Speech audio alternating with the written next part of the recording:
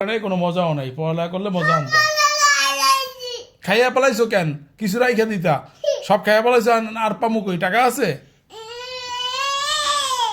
মজার লেগে বলে এমন করে। এই লও লাড়ি লও, তো কোনো মজা বানাই দাও। জিজ্ঞেস করো কি মজা চায়।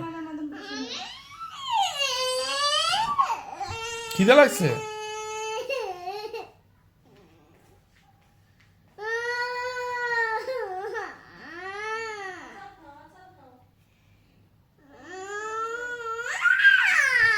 তা কি খাইবা? কি মজা?